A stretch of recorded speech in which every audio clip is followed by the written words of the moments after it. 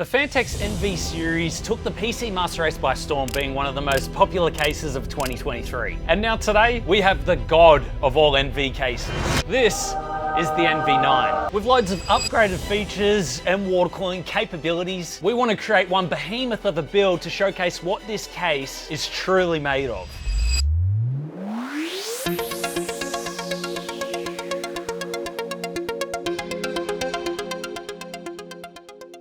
This is the brand new NV9, the big daddy of the previous NV7. Got loads more water cooling support, loads more features. In fact, it has so much water cooling support that I'm actually thinking about utilizing this back section here and doing like a custom pass-through panel. I think that'll look super awesome in this case. Now you can fit 420mm radiators at the top and the bottom, a 280 at the back, and you can also fit a 480mm radiator at the rear. I'm actually gonna save a little bit of space and put two 360mm radiators in. We might put a 240 at the rear as well. The only thing I guess I dislike about this case is there's no functionality to this top part here. It's kind of just like a blank canvas sitting there. I suppose once you put a radiator in, if you put a thick one in, it'll cover a bit of it, but for the most part, that's the only part that I'm not a fan of.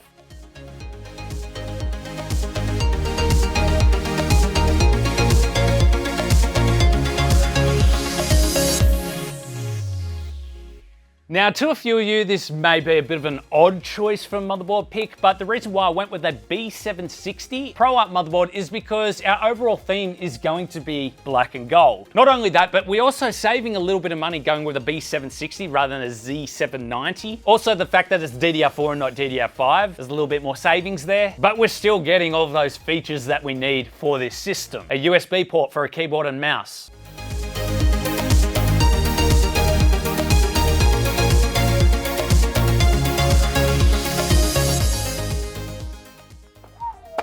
Now for our CPU, we're going with the i5 13600K this time. Not going 14th gen, mainly because we don't have any other CPUs on hand. This is all we have left, but also there's a good reason. You don't get much performance gain from 13th gen to 14th gen. Kind of seems like it was just a refresh of previous generations. It's not worth the extra money over 13th gen to get 14th gen CPU for the little performance gains that you get. And so with this just being a gaming PC, the i5 13600K is a good choice. If you are sick of this watermark and not being able to utilize all of Windows features, then head on over to whokeys.com. Purchase a Windows 10 Pro key for $16 or a Windows 11 Pro key for $22. Use my code IFR25 for 25% off with loads of payment methods. Copy your code from the user center and paste it here to activate. They also provide you with a step-by-step guide and 24-hour support.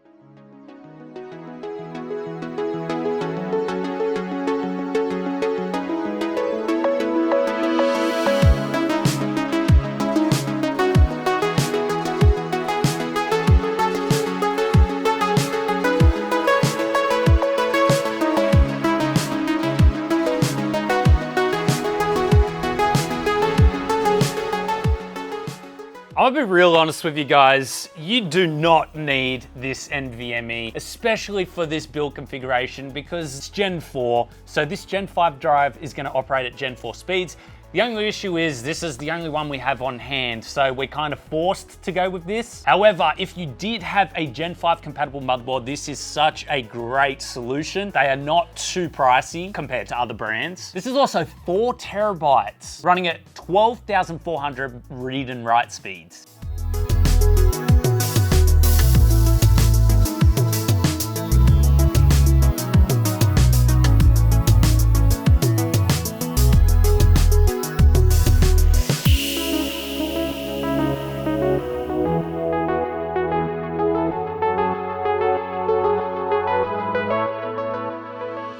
Now, honestly, for the RAM, there are much cheaper options out there, but I really like the look of the Dominator Platinums. This is such a big case that we're using as well. I want to fill out as much as I can. They are a high profile RAM, and the whole point with a new case is to stress it as much as we can. Now, we all know that high profile RAM can collide with some radiators. However, in this case, it shouldn't be an issue because we've got all of that top space, which is unaffected by anything. This is DDR4, 32GB kit running at 3200 megahertz. So we're gonna have all 4 slots of the motherboard populated.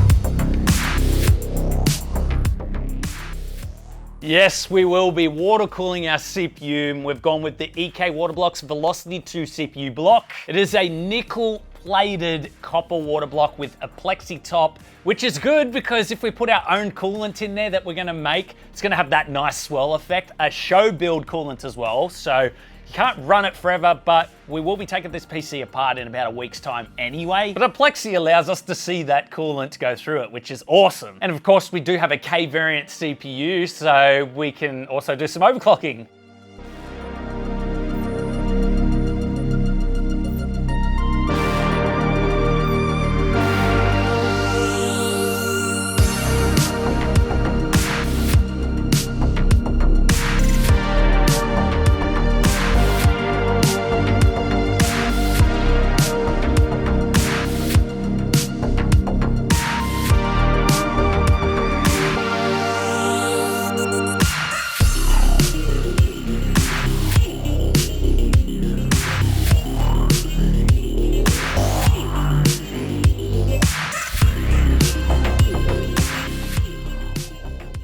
You guys are probably getting sick and tired of me using these fans, but there's a reason why I use them. I know a lot of companies have come out with a similar design, but having one cable come off that powers the RGB and the fan power itself means that I don't have to manage a spaghetti mess at the back of the case. They also look really good, and honestly, for a case release, probably some of the best looking fans that are on the market. Now, I am after a gold themed build, so I may end up setting all of the lighting to either white, just to highlight the inside, or gold itself.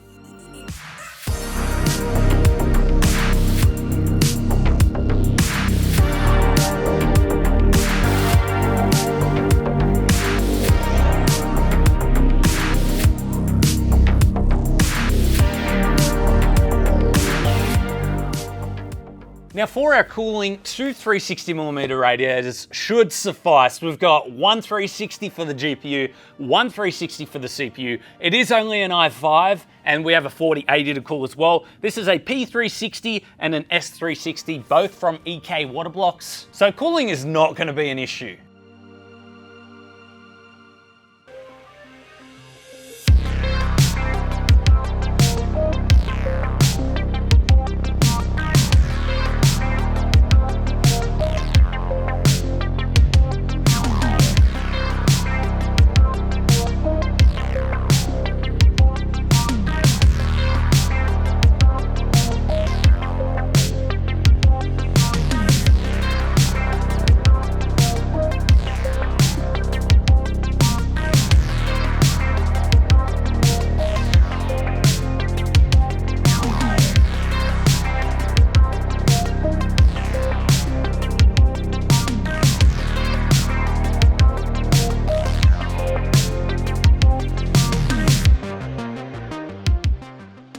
Well, I plan on doing something really special with the tubing, and that is something that is going to require this FLT 240 pump res combo. Now I'm actually going with a DDC this time, not a D5, because the D5 is gonna stick out way too much from the back wall of the case, and we can't have that. It's not really gonna look too good. The 240 is also gonna fit perfectly in that spot at the rear there. I may even put some fans behind it just for a little more RGB. You know, we've gotta have some RGB with a case release. And it also gives me an easy section to fill and drain this build.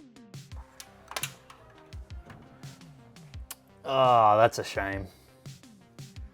Oh, I was gonna do something so cool with mounting this here, but it's blocking the ports up the top. I don't wanna move the radiator further that way because I want the fan centered, otherwise it'll look a bit awkward. Yeah, I'm gonna have to swap out the FLT 240 and probably mount something here. That's such a shame.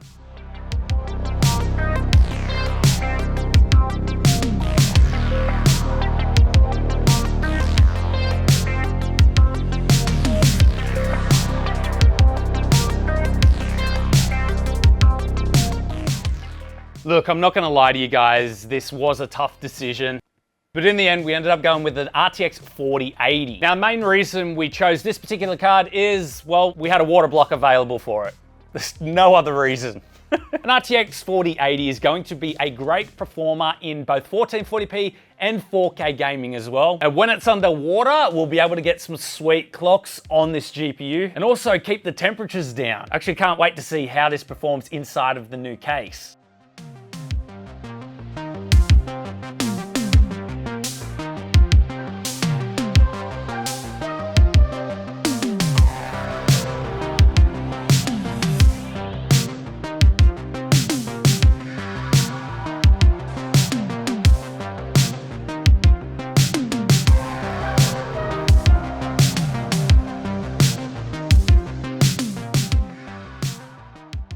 Now the case is packed full of radiator spots, so we want to make the most of that and waterblock our GPU as well. A CPU GPU loop, so I'll have two 360mm radiators. We're gonna have a cool pass-through panel, and we're gonna use our special liquid, so having this water block on our GPU with the clear plexi is gonna allow us to see that liquid going through. It's gonna look awesome.